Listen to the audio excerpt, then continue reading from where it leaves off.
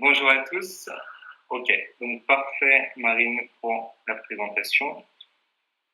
Donc merci pour cette invitation à Véronique et Marine. Donc thématique aujourd'hui, cluster épaule de compétitivité, vous outillez pour performer, avec un focus concernant ma présentation sur un outil qui existe pour gérer efficacement et accroître l'efficience des adhésions et de la collecte des informations relatives à vos annuaires pour la promotion des compétences de vos adhérents.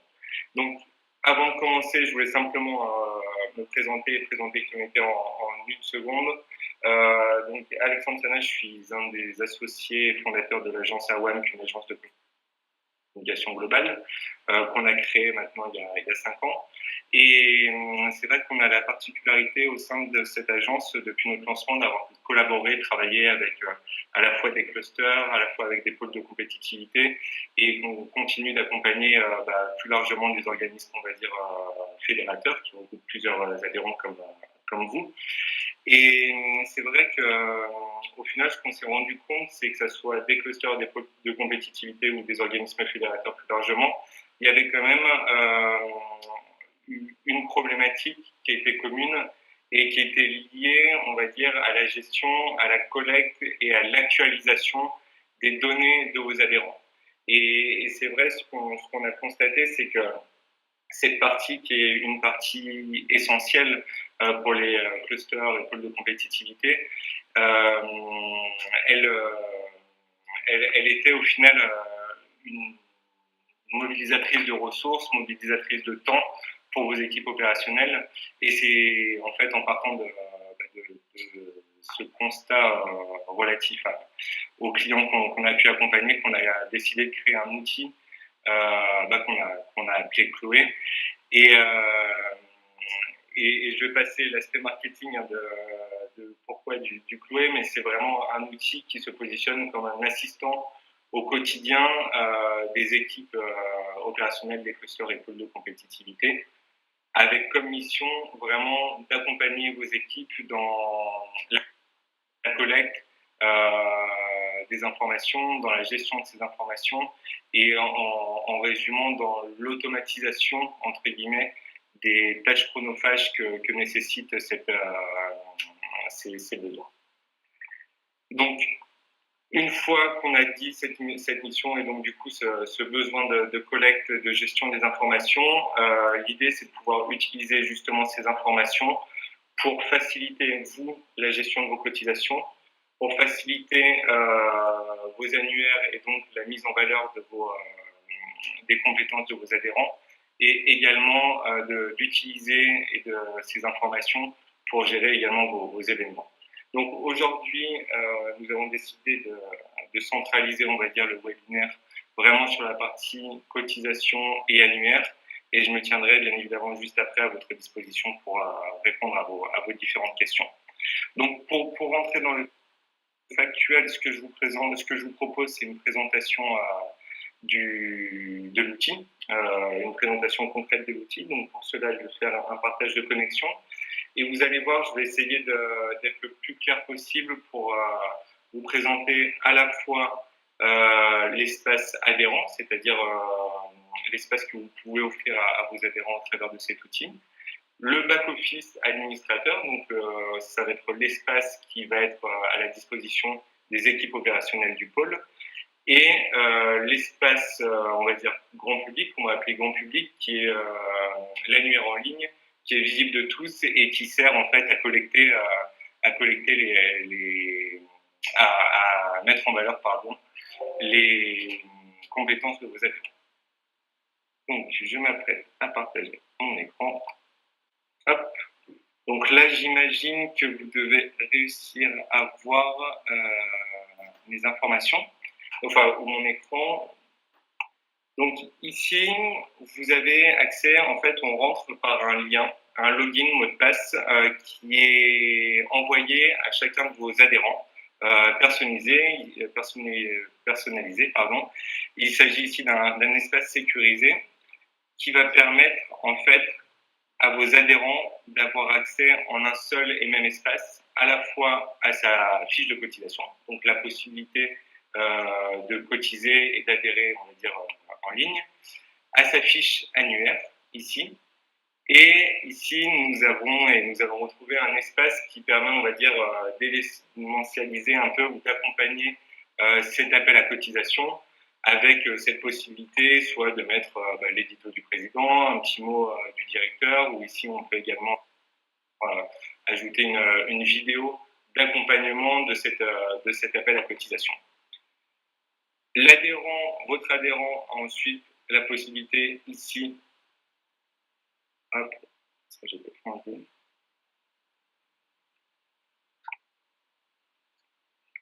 L'adhérent ici va avoir la possibilité de renseigner ces différentes informations. Donc toutes ces informations sont en fait, ici on est un peu dans la digitalisation du bulletin d'adhésion classique, papier. Donc l'adhérent peut renseigner tous ces champs, peut sélectionner son tarif d'adhésion également ici. Il peut renseigner son mode de paiement. Est-ce que c'est en ligne? Est-ce que c'est par virement? Est-ce que c'est par chèque? Et une fois qu'il valide, il va pouvoir ici directement trouver et télécharger sa facture relative à son adhésion. Donc là, concrètement, on est, voilà, comme je disais, vraiment sur une numérisation du bulletin d'adhésion. Et c'est vrai que simplement par cet espace d'adhésion en ligne, on enlève, si je compare un peu à l'adhésion papier qui peut exister dans certains clusters et pôles, on enlève cette phase d'envoi des bulletins d'adhésion par courrier, on enlève cette phase de collecte, de réception et de collecte et de traitement des informations sur un fichier Excel, et on enlève, grâce à cette facture qui est générée automatiquement, cette phase de génération de 80 ou 150 factures relatives au nombre d'adhérents que vous allez pouvoir avoir. Donc voilà concrètement cette partie cotisation en ligne et cette partie, on va dire, facturation et génération de factures automatiques et récolte des informations adhérents. Ici, je peux également vous montrer que sur ce même espace, l'adhérent a la possibilité de remplir sa fiche en ligne et qu'au final, les informations qui auront été inscrites pour sa cotisation et qui sont reprises sur sa fiche en ligne sont automatiquement synchronisées. Donc ici, sur cette fiche en ligne, qui est un peu pour ce qu'on va appeler la fiche annuaire, on va retrouver des informations plus liées au business ou à l'activité de votre adhérent. Donc on va pouvoir retrouver les filières d'activité, les autres filières, le nombre d'adhérents. Tous ces champs en fait sont entièrement personnalisables et paramétrables selon vos envies. Et la possibilité de créer des liens vers les LinkedIn, Twitter ou Facebook de vos adhérents. Et on va pouvoir ici gérer tous les contacts référents que vous allez avoir par rapport à vos adhérents. Donc par exemple, là je suis sur la plateforme de France Cluster et sur la fiche adhérent du pôle Avenia. Et là on va pouvoir voir que France Cluster a comme contact référent Pascal Nadéo, Jean-Louis Olivier, avec les différentes fonctions, les contacts. Et une fois ici que la fiche est enregistrée, la partie vraiment intéressante de cette collecte, on va dire, d'informations adhérents, c'est la possibilité de synchroniser directement ces informations collectées par l'adhérent avec votre CRM. Donc avec ce qui, on va dire, répond à une des problématiques observées dans certains clusters et pôles de compétitivité, qui est, on va dire, l'obsolescence annuelle des contacts liés aux structures. Et là, le fait que les adhérents puissent eux-mêmes remplir, modifier depuis leur espace, leurs contacts et leurs éléments, et que cela puisse être synchronisé avec votre CRM, qui est une utilisation interne au cluster, au pôle de compétitivité, ça permet, on va dire, une actualisation plus rapide et plus fluide de ces informations. Donc là, vraiment, cet espace que je viens de présenter, qui est une présentation synthétique, on va dire que c'est vraiment l'espace il permet à chaque adhérent, enfin, ce qui va permettre au cluster école de compétitivité, on va dire, de collecter les informations de chacun de vos adhérents. Là, ce que je vous propose, et ce qui me paraît intéressant, c'est de vous montrer surtout la partie back-office. Donc la partie back-office, ça veut dire l'espace d'administration, donc qui est accessible pour les équipes opérationnelles du pôle et qui va au final centraliser toutes les informations liées à vos adhérents. Donc je vais vous montrer tout ça. Et juste avant, je vais répondre à la question de François Humeau qui demande le nom de la structure également juridique ou non commerciale. Là, on parle du nom juridique. On parle du nom juridique de l'adhérent. Alors, c'est bon, la bascule c'est bien faite. Donc ici, collecter et alimenter le CRM, mais comment réserver si des contacts disparaissent. Alors ce que je vous propose, c'est, merci pour toutes vos questions, je vais juste vous, parce que là Marie-Christine, cette partie du back-office va vous permettre de répondre à cette question. Donc je vais continuer juste cette présentation et derrière on a 15 minutes de questions-réponses. Donc du coup, n'hésitez pas à poser vos questions et comme ça, je les reprendrai juste après pour pouvoir y répondre individuellement sans aucun problème. Donc ici sur cet écran, on arrive en fait sur la partie administration, donc ça qui est vraiment à destination des équipes des clusters écoles de compétitivité. Et c'est là où en fait on va avoir la partie de centralisation de toutes ces données. Donc juste rapidement pour vous montrer que c'est entièrement paramétrable. Hop. Ici, vous allez voir que vous pouvez, par rapport à ce qu'on a vu tout à l'heure, vous-même rajouter soit le mot du président, qu'on peut appeler le mot du DG, par exemple. Enfin voilà, c'est vous qui avez la main sur toutes ces choses. C'est vous qui avez la main également sur le texte, sur les modalités de paiement. Donc là, on est vraiment sur l'espace, on va dire, de configuration de votre plateforme, avec la possibilité également, depuis cet outil, de paramétrer vos tarifs d'adhésion. Donc là, si vous souhaitez, par exemple, rajouter un tarif, il vous suffit de cliquer sur cette case et donc de rajouter un tarif d'adhésion qui va automatiquement en fait s'incrémenter sur le bulletin d'adhésion en ligne et donc il va pouvoir en fait s'actualiser directement par rapport aux informations que vous avez renseignées sur ces champs ici. Ensuite, ce que je vous propose, c'est de vous montrer quand même le cœur de la plateforme, notamment au niveau de la partie cotisation. Ici, où sur cet espace, depuis cet espace qu'on appelle listing des adhérents, en fait, pour vulgariser un peu cet espace, on va dire que c'est cet espace qui va un peu remplacer le traditionnel fichier Excel cher à tant de clusters et pôles de compétitivité. Et c'est vrai que sur ces gestions, l'avantage de cet espace, c'est qu'on va retrouver en fait ici toutes les informations des adhérents. Hop. Et donc, vous allez pouvoir voir en fait en temps réel, selon vos adhérents, qui a validé son bulletin de cotisation, qui a payé, et s'ils ont payé, comment ils ont payé. Vous allez pouvoir, depuis ici, accéder, par exemple, depuis cette recherche, à vos adhérents pour accéder à la fiche. Vous allez pouvoir également ajouter un adhérent très très facilement.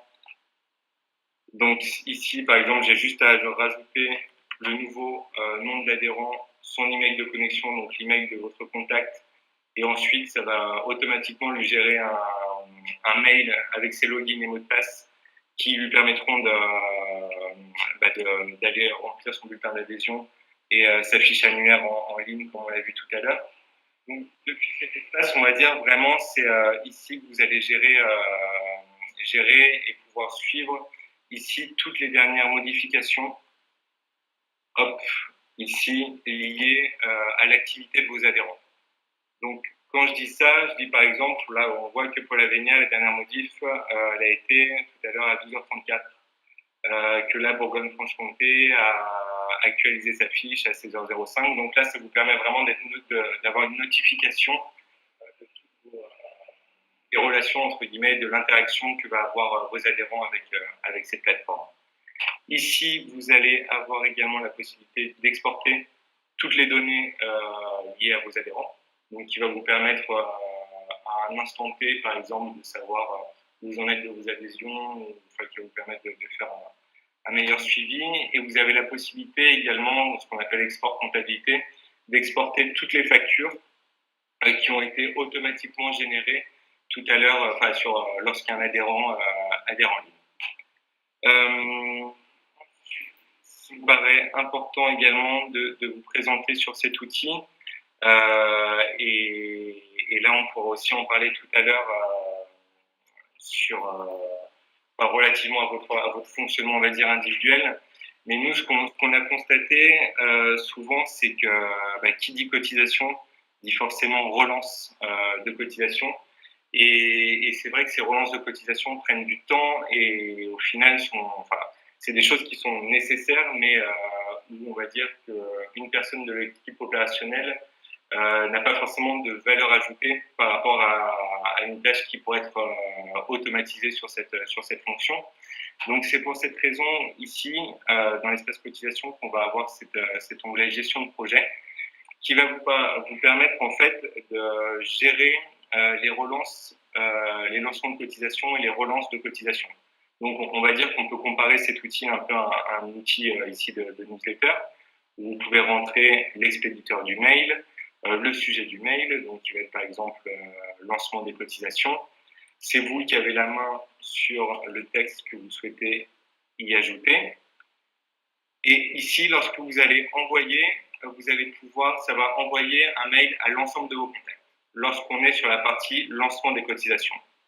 En revanche, ici, lorsqu'on va être sur les relances des cotisations, là, vous allez pouvoir également inscrire le mail que vous souhaitez ici. Et lorsque vous allez envoyer une relance, cette relance, en fait, va être uniquement adressée aux personnes n'étant pas à jour de leur cotisation. Donc, du coup, ça veut dire que toutes les semaines ou tous les mois, vous pouvez automatiquement, simplement cliquer ici sur ce bouton « Envoyer une relance » et donc qui va vous permettre, en fait, d'automatiser, on va dire, cette partie relance. J'insiste bien, et tout à l'heure, Marie Fieux du Pôle Avenia et Véronique Durand de France Cluster feront un petit témoignage parce qu'ils utilisent au quotidien cet outil. J'insiste quand même sur le fait que cet outil web, bien qu'il y ait des grandes fonctionnalités, je vous mentirais si je vous disais qu'il n'y a plus besoin de faire de relance téléphonique liée à ces cotisations.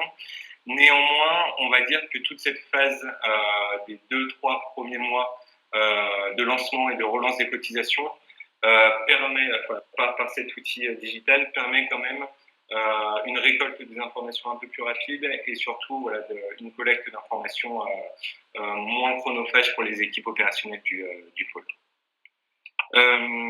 Donc voilà, d'une manière assez synthétique, cet espace de cotisation. On va retrouver ici la même chose sur la partie annuaire en ligne, où vraiment, ce qu'il faut bien comprendre sur ces espaces, sur cet espace, et on va dire sur cet espace d'administration, c'est que vraiment depuis cet espace, on va vraiment, c'est là où on a la centralisation des données de tous nos adhérents. Donc là, on va retrouver, pareil, savoir quand c'est que l'actualisation de la fiche a été faite, est-ce qu'elle a été enregistrée. Et ici, la même chose, on a la possibilité, comme pour les cotisations, de paramétrer à l'aide de cet outil, et ici, à l'aide de cet outil, de pouvoir programmer les différentes relances. Hop. Donc ici, une fois qu'on a collecté ces informations liées aux adhérents et qu'on peut maîtriser en temps réel, on a ici un dashboard, donc un tableau de bord un peu synthétique, qui va vous permettre de connaître un peu l'activité des adhérents, le pourcentage de cotisation, ce qui reste à cotiser, de pouvoir faire, on va dire, des petits tableaux de segmentation par type de structure, les moyens de paiement utilisés pour ces collectes de cotisation. Donc voilà, là on est vraiment sur une synthétisation des informations liées aux cotisations et à l'annuaire. Et comme je le disais tout à l'heure, une fois qu'on a collecté ces informations et on va dire qu'ils sont synchronisés entre les cotisations et les fiches annuaires, on a cet outil qui se trouve ici, qui est cet outil d'annuaire en ligne, en fait, qui va être vraiment sur la valorisation des données qui ont été préalablement connectées. Donc là, on est vraiment sur la mise en lumière des données adhérents et sur la valorisation des expertises de chacun de nos adhérents.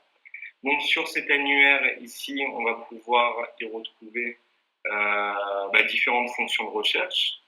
Donc une fonction de géolocalisation.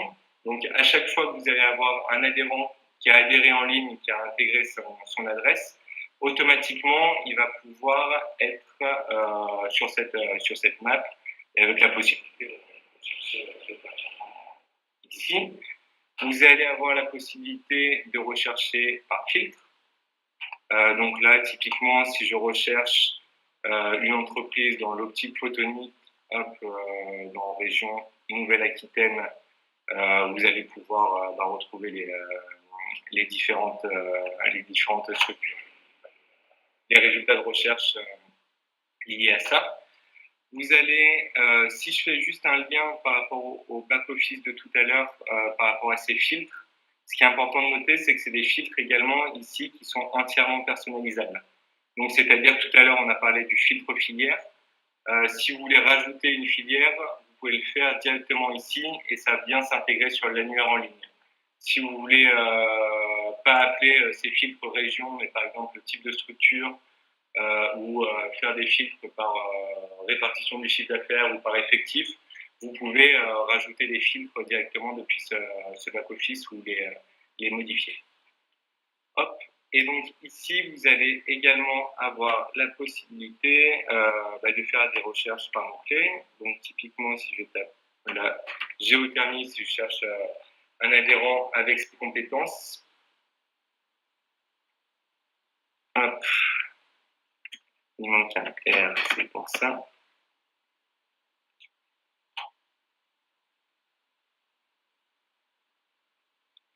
Je vais pouvoir ici avoir des résultats de recherche directement et chaque adhérent va avoir en fait sa fiche de présentation ici en ligne à partir des informations qui ont été en fait préalablement renseignées par chacun des adhérents. Donc là, on est sur une actualisation en temps réel.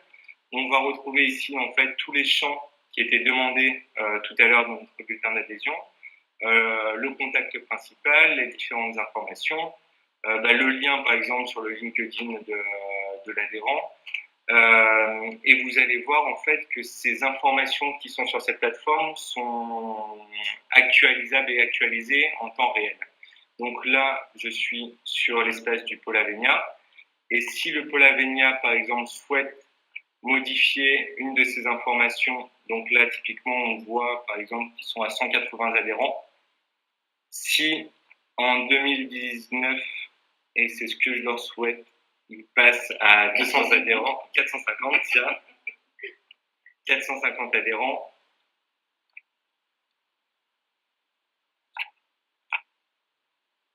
Hop, à l'enregistrement, vous pouvez voir que voilà, le nombre d'adhérents a été modifié et du coup, il ne faudra pas que j'oublie de le remodifier en suivant. Mais voilà, c'était simplement pour vous schématiser un peu le fait que à partir de cet espace, vous avez la possibilité vraiment de... En fait, c'est les informations récoltées par les adhérents qui eux-mêmes les remplissent, qui sont valorisées directement sur cette plateforme en ligne accessible de tout le monde. Enfin, une dernière chose qui me paraissait intéressant de vous montrer sur cette présentation de plateforme, c'est la possibilité également de créer un modèle économique pour les clusters et pôles de compétitivité et de générer un peu un nouveau modèle de ressources financières, puisque vous avez la possibilité, à travers cette plateforme, au final, de maîtriser des espaces publicitaires. Donc ici, ce que vous pouvez voir, c'est que ces deux espaces sont des espaces verts. Et vous avez la possibilité, au final, depuis ce back-office que vous trouvez ici, qu'on a vu tout à l'heure, de gérer en fait la valorisation des espaces liés à certains chiffres de recherche. Donc là, hop, attendez, je me connecte juste. Typiquement, si je prends un exemple concret, si je prends mon exemple, nous, en tant que Chloé, ça nous intéresserait de pouvoir communiquer, de pouvoir faire de la publicité sur, par exemple, la filière TIC. Et bien, depuis ce back-office, depuis cet espace administrateur qui est ici géré par le pôle ou par le cluster, on va pouvoir éditer une publicité, dire que cette publicité va être présente, par exemple, entre le 17 mai et le 31 mai. On va pouvoir rentrer la bannière et on va pouvoir la situer. On va pouvoir dire que cette publicité, en fait, va apparaître lorsque l'utilisateur va sélectionner le filtre TIC et numérique et logiciel. Et donc, une fois qu'on a paramétré cela ici, si en tant qu'utilisateur, je sélectionne le filtre TIC numérique et logiciel, et ben je peux voir que ici mon espace publicitaire s'actualise. Et donc ici, c'est vrai, libre à vous pour les pôles et clusters de définir, on va dire, une politique tarifaire ou de définir cette gestion, on va dire, de ces espaces.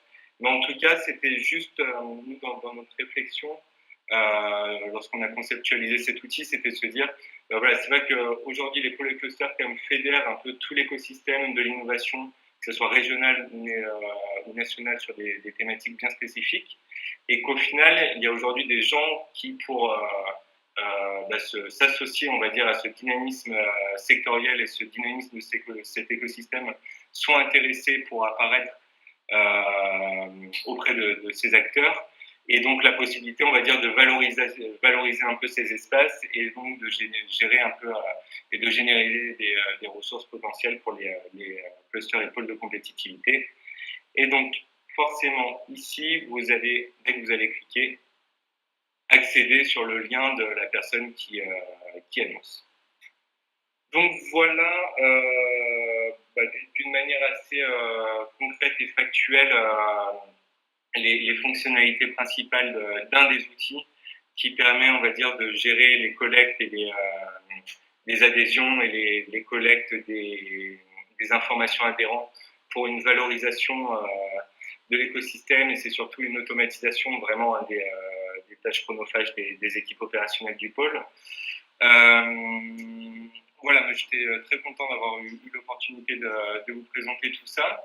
Je me tiens à votre entière disposition pour répondre aux questions qui ont fusé pendant la présentation que je vais faire juste après.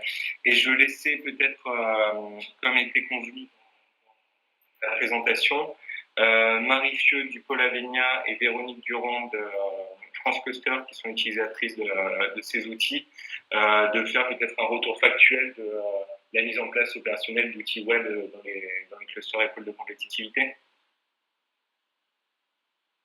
Est-ce que Marine, le déroulé te convient et ensuite on répond Ensuite, on répond aux questions. Voilà, alors ce que je vous propose, c'est peut-être que Véronique commence à activer sa webcam, si elle peut le faire pour intervenir pour présenter son témoignage. Donc bienvenue à tous. Je vais aller vite parce qu'on a une mauvaise connexion aujourd'hui chez France Culture. Pas liée à l'outil de webinaire, mais liée à notre connexion web. Donc je vais pas vous représenter la plateforme parce qu'Alexandre vous l'a montré dans l'exemple qui a été cité. Donc il vous a montré exactement l'outil que j'utilise tous les jours.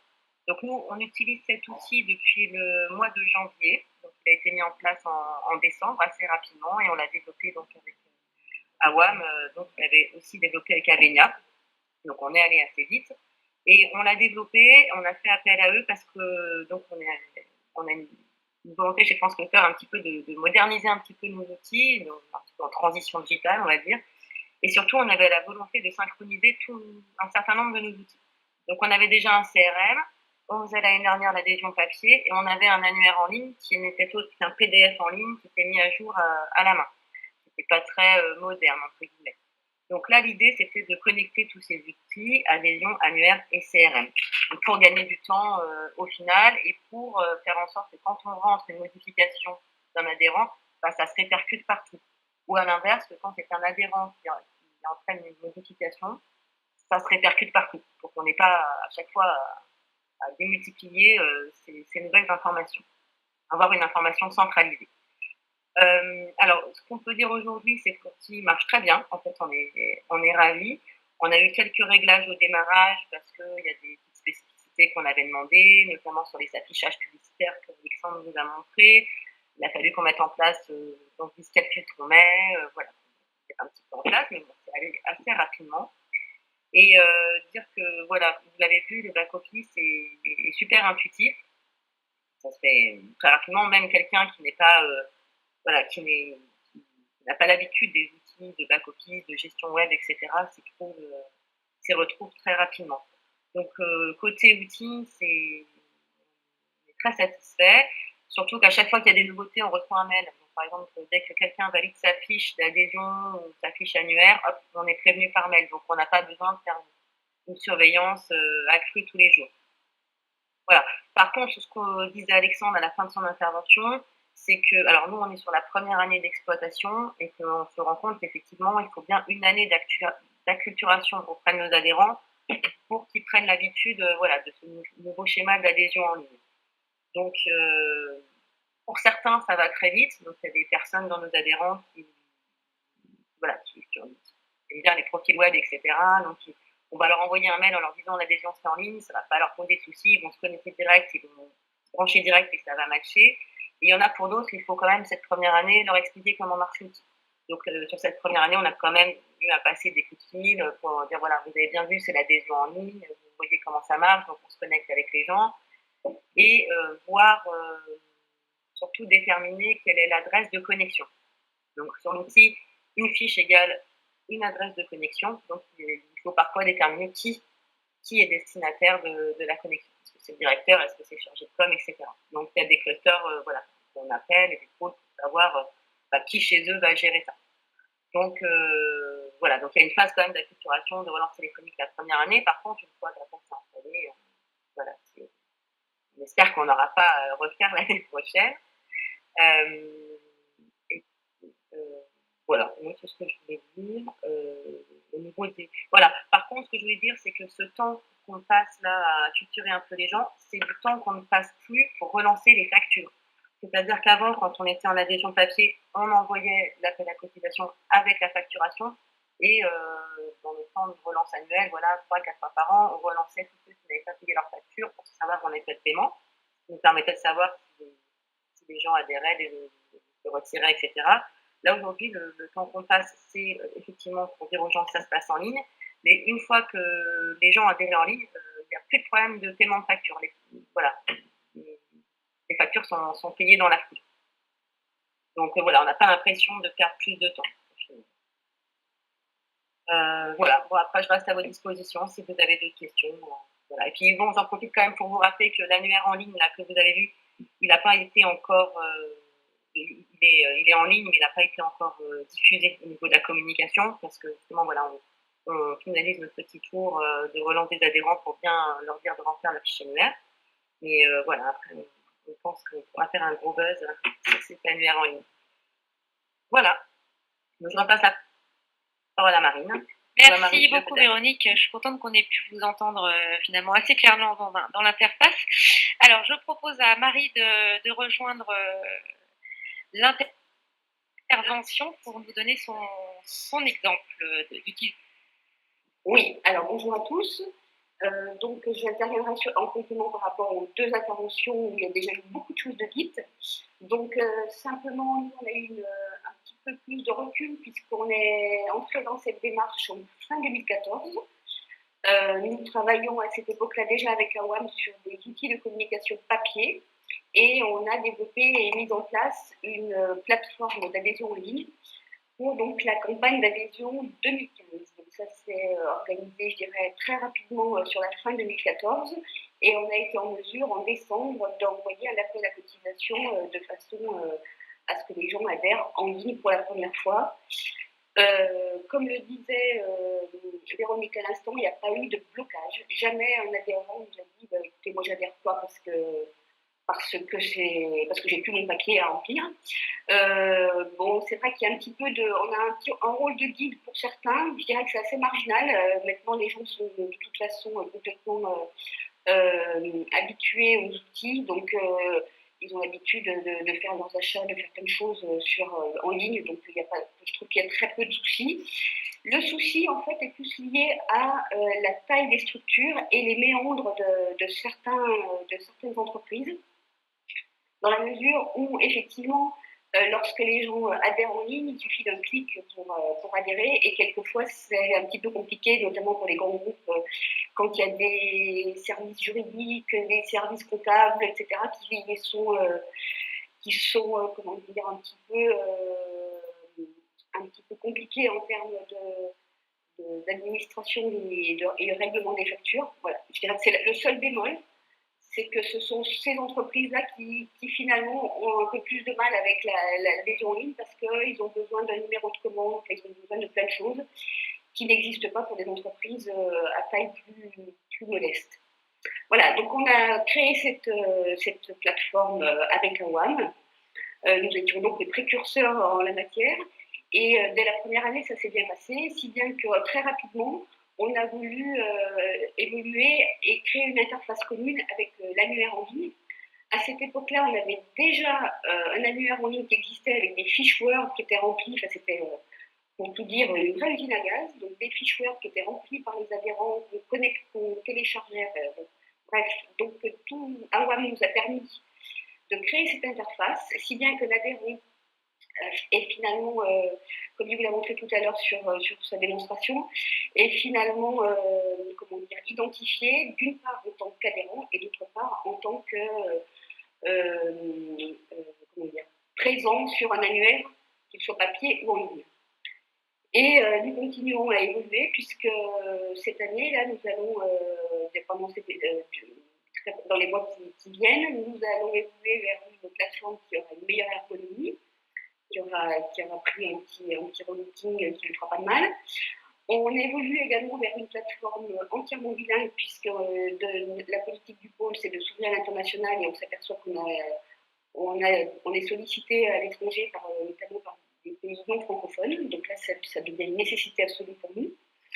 Un back-office administrateur qui est de plus en plus complet avec le système de filtre que vous a montré Alex. Et également, alors là, on travaille de façon couplée avec les banques, l'intégration éventuelle d'un paiement en ligne, sachant qu'on a un barème d'adhésion qui est progressif en fonction de la taille de la structure et des effectifs, et qu'on s'aperçoit qu'on a 3/4 des adhérents qui payent des cotisations d'un montant inférieur ou égal à 1 000 euros, qui seraient tout à fait payables en ligne quand il s'agit de cotisations de plusieurs, je dirais, relativement élevées. Le paiement en ligne est un peu compliqué. Parce que, comme je vous disais tout à l'heure aussi, il y a besoin de validations multiples en interne au niveau des entreprises. En revanche, quand il s'agit de petites structures et donc de cotisations de faible montant, ça paraît tout à fait intéressant et donc nous travaillons là-dessus, sachant que la partie la plus compliquée sera sans doute l'interface avec les banques, mais ils y sont malgré tout complètement ouverts et préparés parce qu'ils font ça avec d'autres interlocuteurs que des pôles de connectivité. Voilà, donc ça, ce sont les évolutions prévues pour cette année. Alors, je ne reviendrai pas forcément sur tous les avantages qui ont été balayés parce que Véronique a vraiment parlé du gain de temps pour l'équipe opérationnelle, puisqu'effectivement, on a des opérations groupées, une génération automatique de tous les documents, que ce soit les factures, les bulletins, les certificats de membres qui sont générés automatiquement. Les adhérents saisissent eux-mêmes les informations, que ce soit dans le formulaire d'adhésion et dans l'annuaire, donc il y a un risque d'erreur qui est minimisé, puisqu'il n'y a pas de report d'informations. Et puis les fameuses voyances dont parlait Alex. Ce gain de temps, il est également accompagné d'une démarche simplifiée pour les adhérents. Donc, simplifié dans le sens où, en ligne, c'est toujours quand même beaucoup plus facile qu'un papier qui est à renvoyer, etc. Et surtout, on conserve les informations, si bien qu'un adhérent qui souhaite simplement renouveler aura des documents qui sont pré-remplis et gagnera beaucoup de temps puisqu'il n'aura qu'à modifier les informations qui ont évolué depuis sa dernière adhésion. Et puis, bien sûr, la possibilité laissée aux adhérents, à tout moment de l'année, grâce à leurs identifiants, de modifier des informations concernant des contacts, concernant des activités, concernant plein de choses. Des logos qui évoluent, bon, voilà. Donc ça va dans le sens de la responsabilisation des adhérents, qui donc sont invités à faire évoluer eux-mêmes leurs informations, qui également, au moment où ils adhèrent, signent de façon électronique la charte d'adhésion. Donc là également, on diminue du papier. L'adhésion n'est pas possible sans la signature de cette signature électronique, donc ça c'est important aussi. Comme je le disais, ils peuvent éditer eux-mêmes les documents qui sont générés. Donc ça c'est une partie qui les responsabilise également.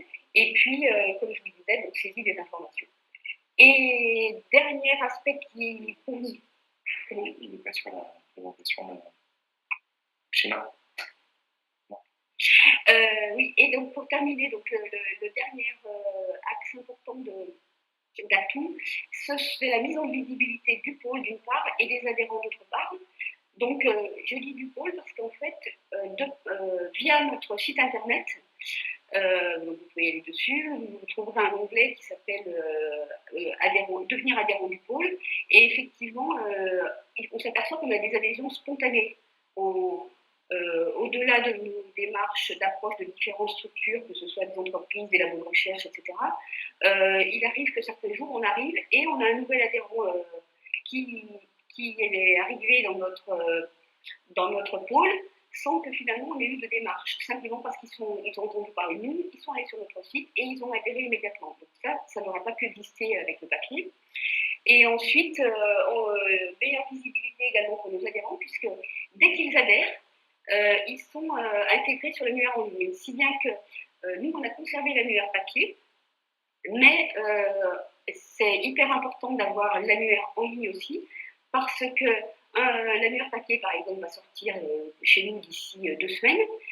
Quelqu'un qui adhère aujourd'hui, malheureusement, il n'y sera pas parce que compte tenu du délai d'impression, tout est parti il y a 1 semaine. Donc, ils ne sont pas sur l'annuaire papier, mais dès aujourd'hui, quelqu'un qui adhère aujourd'hui est dès aujourd'hui sur l'annuaire en ligne. Donc, pour eux, c'est une mise en. Alors, je souhaite quand même insister sur une partie importante, c'est c'est l'interface adhésion annuaire. C'est vrai que nous, au départ, on était parti sur la partie adhésion, et c'est quand même très important que cet outil soit couplé avec la partie annuaire, ce qui est le cas dans ce que vous a présenté Alex. C'est ce qui enrichit, je dirais, l'outil, parce que si la partie gestion des cotisations, c'est très bien, effectivement, on a utilisé cette partie-là, mais je crois que pour nos adhérents, le gain essentiel se situe dans la partie mise en visibilité et annuaire. Et d'autre part, cet aspect annuaire nous permet de faire levier sur les cotisations. On s'aperçoit que cette année, par exemple, on a décidé de sortir donc c'est notre annuaire papier au printemps. Et lorsqu'on a fait nos relances d'adhésion, on a pu insister sur l'outil annuaire papier pour accélérer le processus d'adhésion en ligne. Donc je crois que c'est quelque chose qui va vraiment ensemble, et c'est finalement un outil très complet, le fait que ce soit couplé adhésion en ligne. Voilà, alors je ne sais pas si non, j'avais éventuellement quelques chiffres à vous donner. Je vais préparer un petit graphique, mais je crois que Marine, du coup, vous avez dû changer de version, donc on ne voit plus. Oui, c'est ça, oui, on a repris votre version. Voilà, alors En fait, le petit graphique permettait de montrer que avant la mise en place de l'adhésion en ligne, de cette forme d'adhésion en ligne, on arrivait, je dirais, à l'été de l'année N pour avoir un engagement pour moitié de nos adhérents. Et maintenant, en fait, dès le mois d'avril, on est à la moitié de nos adhérents, mars même cette année, puisqu'on avait le levier annuaire. Dès fin mars, début avril, on avait l'engagement de renouvellement de plus de la moitié de nos adhérents. Donc ça permet d'accélérer également, c'est un outil d'accélération d'engagement des adhérents pour le renouvellement de leur adhésion pour l'année en cours. Voilà, je crois que j'ai tout balayé rapidement, mais n'hésitez pas à me poser des questions si je n'ai pas été claire ou si vous avez des questions complémentaires sur certains points. Merci beaucoup Marie. Eh bien, on va passer en effet à la séance de questions-réponses parce que vous avez été très prolixe pour poser vos questions. Alors, peut-être couper votre micro. Voilà. Donc, pour poser les questions, voilà, je vous propose qu'on change d'interface, ce qui va permettre de rebalayer, parce qu'il y a eu vraiment beaucoup de questions qui ont été posées. Alors, donc il y a eu une première question sur comment on spécifie la structure. Est-ce qu'on parle du nom juridique ou du nom commercial quand on enregistre les données? Donc peut-être Alexandre. Alexandre, on ne vous entend plus, là, vous avez coupé votre micro. Vous m'entendez? Là, on parle du nom de structure. Donc, sur la partie, on va dire, en ligne, lorsque c'est le nom de structure, on va parler du nom commercial. En revanche, sur la partie cotisation, il y a à la fois, généralement, un champ nom de structure et la possibilité d'avoir un champ non juridique si jamais votre nom de structure est différent. Donc, il y a ces deux aspects qui peuvent être mentionnés sur les différents champs de cotisation de l'ANIR. Ok. Une question, c'est comment faire pour épurer la liste, notamment quand on a des contacts qui ne sont peut-être plus adhérents ou qu'on veut enlever justement des fichiers. Comment on fait pour désherber, selon l'expression consacrée, les contacts? Je pense, alors Marie et Véronique pourront peut-être y répondre de manière opérationnelle, mais en tout cas sur le back-office qu'on a vu tout à l'heure administrateur, pardon, c'est différent, où vous avez vu qu'il y avait toute la liste en fait de vos adhérents. Vous avez une petite corbeille qui vous permet de supprimer directement les adhérents qui ne sont plus justement adhérents, très très simplement. Voilà. Et puis, on n'enlèvera pas le fait que l'information, on ne peut pas la deviner. Donc, si effectivement nos adhérents ne vous disent pas que telle personne n'y est plus ou telle autre est arrivée, on ne peut pas le deviner. Mais l'outil, je dirais, tente à les inciter à nous le dire. En fait, on s'aperçoit que, comme ils sont habitués maintenant, nous on a maintenant 3 ans et demi de recul sur l'outil, et on s'aperçoit que finalement, ça devient un petit peu spontané de leur part de nous faire part des changements. Peut-être plus que si c'était par papier. Et juste pour apporter un élément également sur cette thématique, la fonctionnalité tout à l'heure de relance automatique des adhérents permet également ça, c'est-à-dire de dire par exemple une fois par trimestre, une fois par semestre ou une fois par an, de préparer un mail en disant actualisation des données du pôle. C'est vous qui gérez le contenu et ça permet d'envoyer en fait ce mail à l'ensemble de vos adhérents pour les inciter à aller sur leur espace actualiser leurs informations de l'année. Ok, on a eu une question sur la compatibilité avec tout type de CRM de ce type d'outil.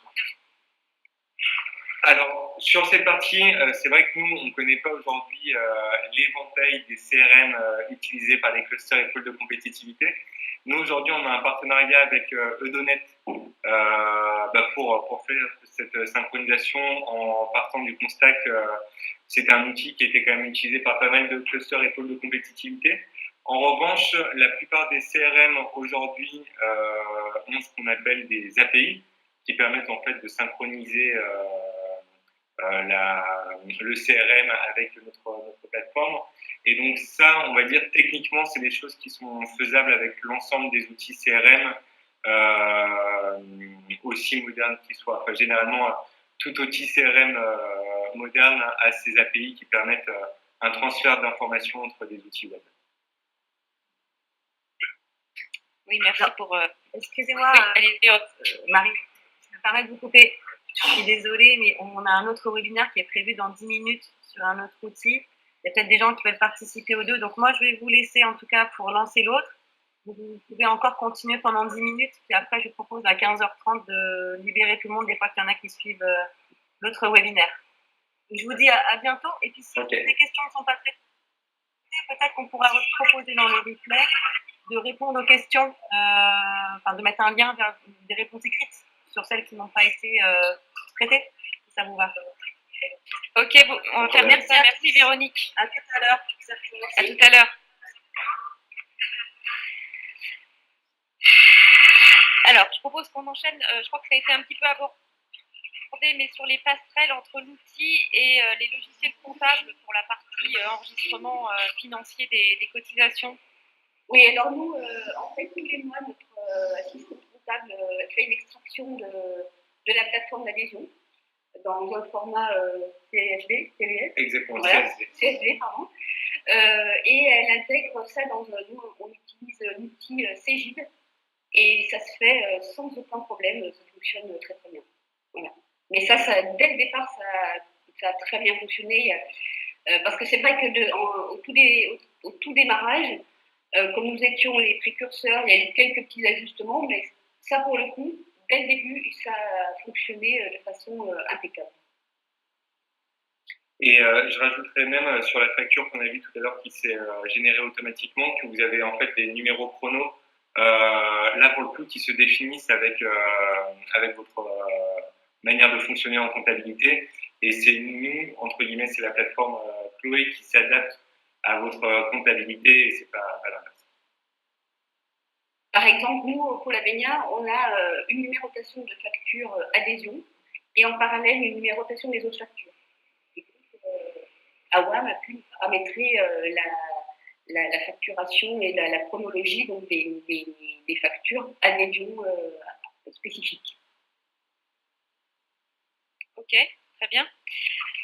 On a une question sur la gestion des contacts qui ne seraient pas des adhérents, parce que souvent, en effet, il y a à la fois des adhérents au sein des pôles et des non-adhérents qui participent à des événements, qui ont des activités.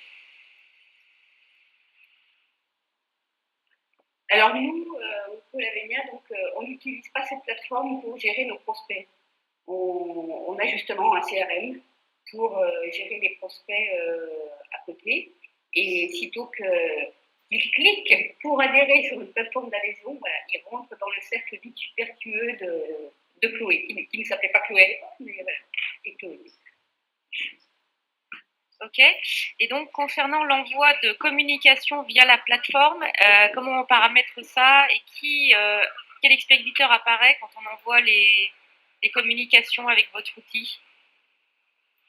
Eh bien, ça, ce qu'on a vu tout à l'heure, en fait, depuis l'espace administrateur, c'est vous qui paramétrez l'adresse d'envoi du mail et l'objet.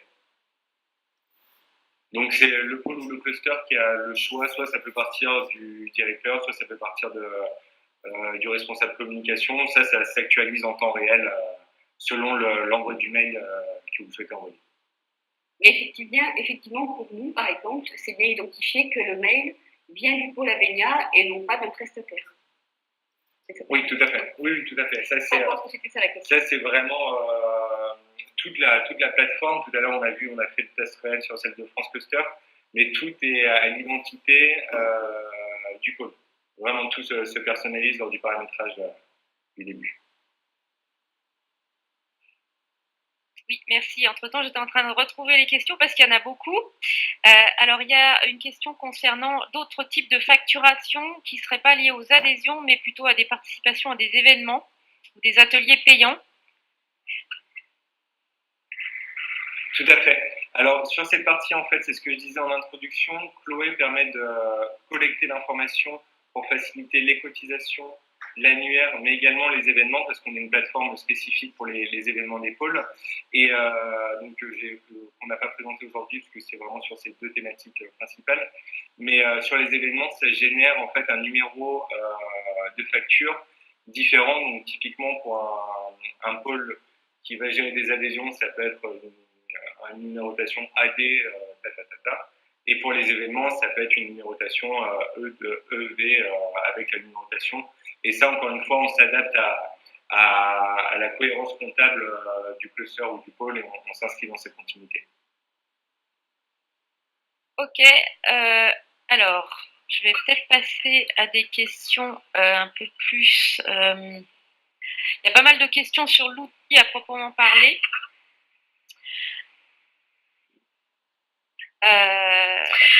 Donc des questions sur comment on fait quand il y a des changements, par exemple des changements de nom, numéro de SIRET, bon, plutôt changement de nom. Est-ce que ça va être repris dans l'ensemble de l'historique du site ou de la plateforme ou pas? C'est-à-dire changement de nom Oui, bien évidemment. Ça grésille un peu. Si l'adhérent change de nom ou de SIRET, comme on l'a vu, à l'enregistrement, ça va actualiser l'ensemble de la plateforme, à la fois la partie gestion des adhésions, à la fois la partie gestion des annuaires et la visibilité également en ligne de l'annuaire. Tout se synchronise en une seconde. Ok. Une question sur les relances sur les cotisations. Est-ce qu'on peut les programmer en avance en fonction des dates d'expiration des cotisations? Tout à fait. Tout à fait. Et j'irai même plus loin, en fait, c'est que vous avez 3 typologies de mails que vous pouvez programmer. Donc, ce qu'on a vu tout à l'heure, l'email de lancement. L'appel à cotisation de départ. Exactement, l'appel à cotisation de départ. L'email, on va dire, de relance. Ça peut être sur les 3-4 premiers mois d'appel à cotisation. Et on va dire le mail de clôture de cotisation qui, lui, généralement, est un peu plus... directif. Exactement. Et donc là, vous avez le choix encore de l'objet, de qu'est-ce qui a été expédié ce mail et du contenu. Donc tout ça, c'est vous qui gérez. Voilà. Ce qui est important quand même, c'est que les relances peuvent être programmées de façon automatique, mais il y a également des relances spécifiques que l'on peut programmer en plus de celles qui sont prévues d'emblée, lorsqu'on a quelque chose un événement particulier, comme je disais tout à l'heure. Là, nous, on a pu faire le biais avec l'annuaire parce qu'on avait les contraintes de délai d'impression. Et donc, on a pu faire une relance à tous ceux qui n'avaient pas encore adhéré pour leur dire attention, si vous voulez être sur l'annuaire papier, mettez-vous à jour. Ce qui n'aurait pas, et comme on sort un annuaire papier que tous les 2 ans, l'année prochaine, par exemple, ce type de relance, on ne la fera pas. Voilà. Donc c'est important aussi d'avoir des relances libres qui ne sont pas programmées. Oui, puis pour la bonne articulation aussi avec les outils existants, les outils papier d'annuaire. Ok, on a une question sur les bons de commande, les numéros de commande qui sont demandés parfois par les groupes notamment. Est-ce que l'outil permet de gérer là aussi? Alors, en fait, là, ça fait partie justement des évolutions qu'on va intégrer là en 2018, parce que, comme je le disais tout à l'heure, ce sont finalement avec ces adhérents-là qu'on a le plus de difficultés, non pas sur l'adhésion, parce qu'ils souhaitent adhérer, il n'y a pas de souci, mais c'est vrai que l'outil ne leur permettait pas en fait de l'intégrer. Donc c'est ce qu'on va faire, on va prévoir un champ spécifique où ils pourront nous mettre le numéro de bon de commande qu'ils souhaitent intégrer et ce qui leur permettra d'avoir dans la facture qui sera générée automatiquement le bon de commande qui apparaîtra. En fait, sur les documents qui sont générés automatiquement, apparaissent les éléments saisis dans le formulaire. Donc c'est vrai que si on ne prévoit pas le champ de bon de commande, ils ne vont pas saisir un numéro de bon de commande, donc ça ne va pas apparaître sur la facture. Par contre, si on prévoit le champ, effectivement, pour ceux qui le rempliront, les informations apparaîtront. Donc on s'est aperçu à l'usage effectivement que ce champ-là était absolument indispensable. Même si ça concerne pour nous que 5% des adhérents, mais c'est pas grave. C'est important parce que ce sont de gros adhérents aussi. C'est ceux qui payent le plus. Oui. c'est 3% des adhérents, mais c'est 30% de l'ensemble des Oui, puis c'est important aussi dans le retour sur expérience, puisque les prochains clients qui sont pour les clusters auront forcément la même problématique. C'est intéressant d'avoir votre retour là-dessus. Oui. Est-ce qu'on peut intégrer des paiements par virement et par chèque et les matérialiser sur l'outil? Tout à fait, tout à fait. Alors sur le paiement en ligne, ce qu'il faut savoir en fait, c'est que tout dépend. En fait, c'est tout à fait possible d'avoir ce paiement en ligne. Ce qu'il faut juste comprendre en fait, c'est que tout dépend de votre banque et en fait qu'il y a que le module en fait de paiement en ligne va nous être fourni par votre banque et c'est nous qui allons l'intégrer. Et donc par rapport à ça, en fait, c'est juste un développement qui est spécifique pour le coup à chaque pôle, qui en fonction de la banque nous permet d'intégrer ce module de paiement en ligne. Ok. On a une question sur les certificats de membres en lien avec la RGPD. Est-ce que ça vous parle? Oui. Alors, je t'en prie. Alors, nous, depuis la première année, on n'avait pas intégré les certificats de membres. Dès la deuxième année, on a intégré les certificats de membres parce que certains, effectivement, souhaitaient pouvoir afficher qu'ils étaient membres du pôle. Voilà. Par contre, c'est vrai que cette année, nous, on ne s'est pas posé la question par rapport à la nouvelle législation. Donc, je te laisse répondre. Et par rapport à cette norme RGPD, ça qui est assez nouvelle, mais qui est indispensable sur tout ça, nous, cette plateforme s'inscrit vraiment dans cette lignée demandée et oui, adaptée à toutes ces nouvelles demandes, entre guillemets. Ou si elle n'est pas totalement, pour l'instant, c'est dans le champ de développement, dans la roadmap technique des 2 prochains mois. Ok, merci. On a quelques questions que je vais prendre en totalité, enfin en groupe, sur la partie validation par le bureau du pôle des adhésions, puisque certains pôles vont être assez précis sur qui peut être adhérent. Comment vous gérez cette partie-là? Alors, nous, ce qu'on fait, c'est qu'on a 2 conseils d'administration par an. Enfin, le conseil d'administration se réunit 2 fois par an. Donc, est en mesure de valider les nouvelles adhésions 2 fois par an. Mais de fait, à partir du moment où quelqu'un adhère, on lui envoie malgré tout un courrier lui disant qu'il est adhérent sous réserve de validation, mais on l'intègre immédiatement. Voilà. En fait, ça n'est jamais arrivé que notre conseil d'administration refuse un adhérent, donc voilà. On est, je dirais, c'est peut-être imprudent, peut-être qu'un jour ça arrivera qu'on a intégré quelqu'un, mais sincèrement, sur les structures qui nous rejoignent, pour l'instant, je ne pense pas qu'on ait pris de risque à intégrer immédiatement un nouvel adhérent sans validation. On leur dit que de toute façon, leur adhésion est soumise à validation et que le prochain le conseil d'administration se réunira une nouvelle fois à telle date, donc ils en sont informés, mais malgré tout, ils sont intégrés immédiatement dans l'annuaire en ligne et ils sont on les considère comme adhérents pour, par exemple, participation à nos actions, etc., de façon immédiate. Ok. On a une question qui est sur le tarif de l'utilisation du logiciel.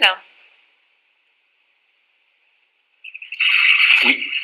Alors, sur cette tarification, ce qu'il faut savoir, c'est que c'est une tarification en 2 temps. Donc, il y a une phase qu'on va appeler d'installation qui va comprendre vraiment le paramétrage des champs sur mesure. Là, je voyais par exemple une question du Polypolia qui disait est-ce que c'est possible de rajouter la prestation de veille thématique lors de l'adhésion. Typiquement, oui, en fait, dans cette phase d'installation, on va travailler avec le cluster ou le pôle de compétitivité sur les différents champs nécessaires à la collecte des infos de cotisation, les champs nécessaires à la collecte des infos d'annuaire et le paramétrage de la plateforme à l'identité du cluster ou du pôle de compétitivité. Donc il y a vraiment cette phase d'installation pour la première année, et la deuxième année, on est sur une phase, on va dire, de fonctionnement où c'est un abonnement pour le pôle de compétitivité par rapport à l'hébergement de la plateforme, à la sauvegarde journalière de tous les espaces et de toutes les informations adhérentes, de l'assistance technique et commerciale. Donc, pour être transparent sur les prix, on va dire que le prix, on va dire, va dépendre du nombre d'adhérents du cluster ou du pôle de compétitivité. Mais pour avoir une fourchette un peu large et pour frustrer personne sur cette information, il faut compter pour la première année, on va dire, entre 4 000 et 7 000 euros pour l'installation. Et les années ensuite de fonctionnement, on va être entre 6 000 et 2 000 euros en fonction du nombre d'adhérents que vous avez. Et donc, j'insiste encore une fois sur l'intérêt de la régie publicitaire qu'on a pu voir sur l'annuaire en ligne, qui naturellement peuvent aussi permettre de financer ce genre d'outils ou financer d'autres actions du pôle. Oui, enfin en tout cas ça semble, en termes de gain de temps et d'efficacité, de toute façon c'est aussi à mettre en perspective avec le coût de l'outil. Alors j'invite ceux qui voudraient participer au 3e webinaire de France Cluster, là il va démarrer à 15h30, donc n'hésitez pas. Donc la fourchette en année 2 c'était entre 6 000 et 2 000 euros. Il y a encore un petit peu... Non. Année 2, c'est entre 600 euros, entre 600 et ah d'accord, 600 et 2 000 euros. Ok, très bien, merci d'être venu là-dessus. Est-ce que... La première entreprise. Ouais, c'est ça. Est-ce que vous voulez, Alexandre et Marie, qu'on continue encore un petit peu à répondre aux questions, en laissant les personnes qui veulent aller au 3e séminaire de rejoindre son séminaire? Bien sûr. Ok. Alors, j'ai vu passer plusieurs questions sur l'archivage des contacts et notamment des contacts historiques. Comment ça se passe? Alors, ça, c'est exactement ce que je disais tout à l'heure sur, on va dire, la partie année 1 et année 2 qui comprend en fait la sauvegarde. C'est que nous, tous les jours, en fait, on va sauvegarder les données de vos adhérents et la possibilité également, plus tout à l'heure quand on parlait de désherber un peu la plateforme, les fichiers, il y a plus que de simplement le mettre à la corbeille, il y a la possibilité d'archiver également.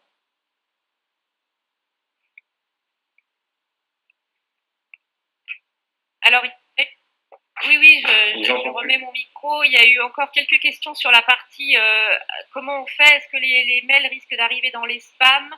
Et en fonction d'un fournisseur de mailing list, par exemple, comment ça se passe en termes d'accès à l'information, à la communication? Alors, nous, d'expérience, on ne nous a jamais dit que ça arrive dans les spams. Alors après, vous allez me dire, forcément, si c'est dans les spams, ceux pour qui ça arrive dans les spams, ils ne vont pas contacter. Mais bon, il arrive, bon, alors, ça me permet de revenir là-dessus. Malgré les relances générées par la plateforme, il arrive qu'on fasse des relances téléphoniques. Et lorsqu'on a les personnes en ligne, ils nous disent que ils ont effectivement reçu le mail. Souvent, c'est pour des problèmes, soit effectivement, ils se posent la question du renouvellement pour différentes raisons, soit c'est parce que, comme je disais tout à l'heure, il y avait des lourdeurs administratives au sein de leur structure. Mais sincèrement, je n'ai jamais eu en réponse non, je n'ai pas reçu votre mail. Donc, a priori, ça ne va pas dans les spams. Je ne pense pas que ça aille dans les spams.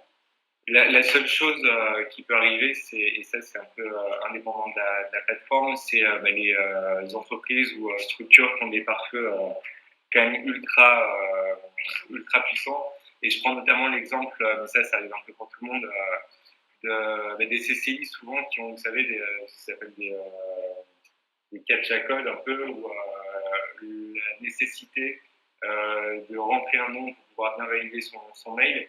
Et ça, en fait, on le reçoit comme mail de retour, donc on est informé qu'il y a ça à ajouter, mais ça, c'est vraiment des cas qui sont à la marge.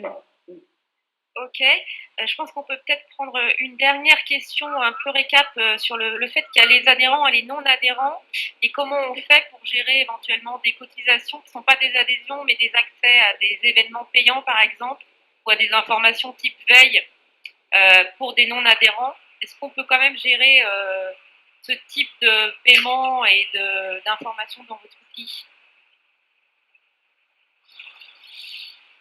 Excusez-moi Marine, vous pouvez juste redire, j'étais... Ouais, en fait c'était simplement sur la gestion des non-adhérents qui sont parfois quand même des contributeurs financiers, c'est-à-dire qu'ils vont payer une participation à un événement ou un accès à un rapport de veille. Comment on fait pour les intégrer eux et est-ce qu'on peut les intégrer dans l'interface? Alors, sur cette partie non-adhérents, sur la partie événements, eux sont bien évidemment intégrés. Il y a la possibilité de générer des factures, mais comme on le disait tout à l'heure avec le chrono, on va dire événements. En revanche, ne pourra intervenir sur la facture que, on va dire, des services qui sont achetés, on va dire, au moment de la cotisation. C'est-à-dire que nous, on peut très bien imaginer avec un cluster ou un pôle qui commercialise des services de veille, au moment de la cotisation, de dire voilà votre tarif standard. Est-ce que vous voulez en complément ce service de veille, est-ce que vous voulez ce service je sais pas, publicitaire sur la plateforme Chloé, est-ce que vous voulez quelque chose? Et ça, on va dire que si l'adhérent, lorsqu'il cotise, coche ces différentes cases, ça, c'est quelque chose qui peut être intégré directement à cette facture. Mais par contre, il faut pas, Chloé n'est pas un outil de facturation indépendant. Ça reste quand même, on va dire, en complément de ce que vous pouvez avoir, mais c'est pas sa fonctionnalité première. Elle est plus dans la collecte des informations plutôt que dans la génération de factures spécifiques et qui sont plus à la marge pour les clusters et pour de compétitivité. Ok, merci beaucoup. À titre d'exemple, juste en complément. Allez-y, Marion.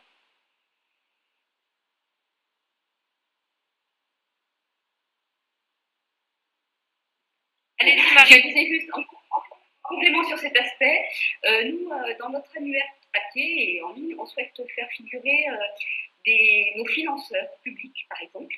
C'est important pour eux d'avoir une fiche dans notre annuaire, alors que finalement, ils ne paient pas de cotisation. Donc, en fait, on génère, entre guillemets, une adhésion fictive à zéro, de façon à ce qu'ils puissent être créés en tant que, entre guillemets, une fois de plus, adhérents, alors qu'ils sont financeurs, mais ça permet effectivement que l'on puisse derrière générer une fiche annuaire. Donc c'est peut-être aussi une façon de fonctionner pour facturer des prestations événements à des personnes, à des structures qui ne seraient pas adhérentes. Voilà, bon, à voir dans un cas particulier. Généralement, j'imagine que la personne qui a posé cette question avait une situation très particulière en tête qu'il faudrait analyser un tout petit peu. Mais ça se gère. Merci beaucoup pour ce complément d'information. Je vous propose qu'on clôture la session.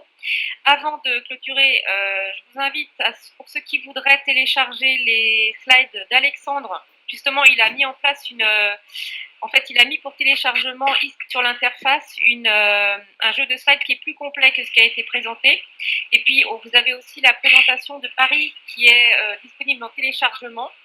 Pour y avoir accès, vous devez cliquer donc en haut sur la barre de menu, vous avez une feuille de papier avec un triangle blanc à l'intérieur. Donc si vous cliquez sur cette feuille, vous allez voir les 2 fichiers que vous pouvez télécharger. Bon, je vous invite à le faire avant la fin de la session. Alors, j'en profite parce que je crois que j'ai quand même la possibilité peut-être de faire un dernier sondage, donc j'insiste sur la possibilité de faire ça. En fait, l'idée, ce serait avant de nous quitter, de nous répondre à la question suivante. Est-ce que vous pensez que l'outil présenté va vous permettre éventuellement de gagner du temps sur la gestion de votre données adhérents? Donc, je vous propose de cliquer sur le sondage et de dire ce que vous en pensez.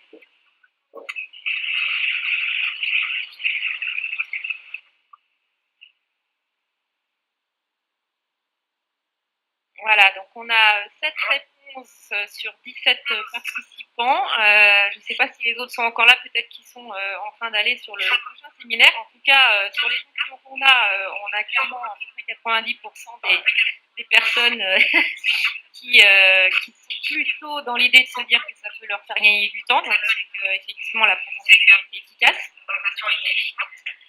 Donc, merci beaucoup de votre attention. Et puis, peut-être à tout à l'heure sur le webinaire en cours de France Master. Et puis, sinon, à tout bientôt. Merci à nos intervenants. Et merci beaucoup. Merci à vous.